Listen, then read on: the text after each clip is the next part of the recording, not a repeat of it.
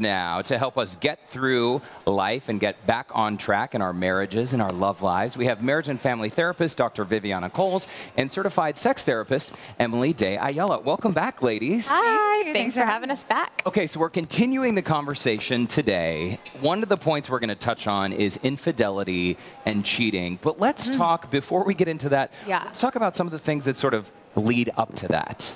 Sure. So what happens, I mean, we often hear about relationships and people growing apart.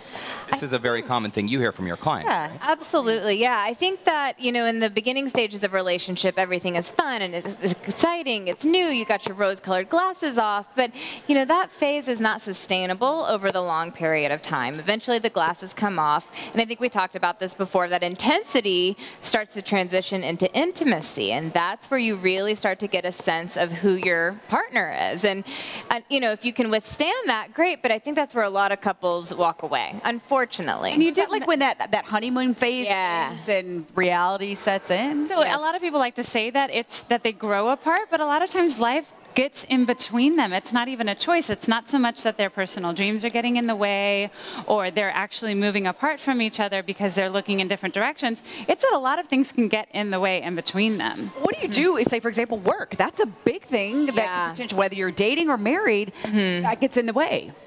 Work is a big one because of time, for sure. Y'all had someone on earlier in the week who was talking about how her job makes it to where it's nearly impossible for her to spend any quality time with the person either before her day starts or after the day ends at work. And so I think a lot of times making sure that you choose a profession, if you can, that allows you to have quality time for the things that you like to do. But then on top of that, if you don't have that sort of profession, recognizing that your weekend time is really important. And remember to take time off from work. You know, Americans work more hours than nearly any other country in the world. They take less of their vacation days than any other country in the world. That they're earned and and so, you know, you slap on top of that a long commute. There just aren't enough hours in the day. And then, of course, if you have kids, which we'll talk about that in a minute too, there just aren't enough hours. Kids throw a whole new wrench into romance. They can. So work ends up keeping you apart during the day, and your kids can end up demanding all that attention from you before and after. Right. But also, I mean,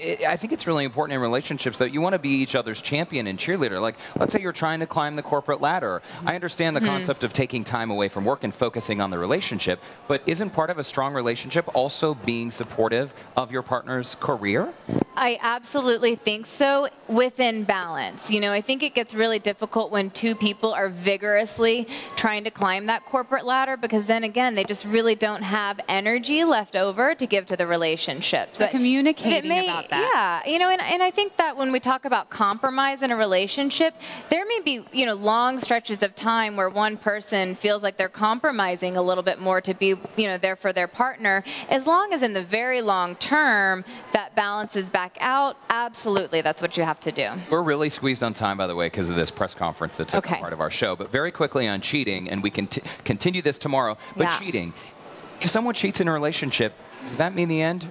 Or is that not often? Not necessarily. You know, it's so easy to say if my partner ever cheats, I'm out the door. Rarely is that what happens. When you're in that situation, it's really important to realize you're not alone in even discussing or thinking about whether or not you should stay. 70% of people who have been cheated on do end up staying together. So there is hope. There is hope. Oh, it's there not the end of the relationship, not the end of the world. No, and it can really, you know, it's unfortunate that it gets to that point, but it can really bring to light maybe what some of the underlying issues are. And I have found with some of my couples that going through that and healing and addressing those underlying issues can actually make them feel a lot closer in the end. Emily and Dr. Coles, sorry guys, we're out of time. We're out of time. Wrap this that up. was a fast one today.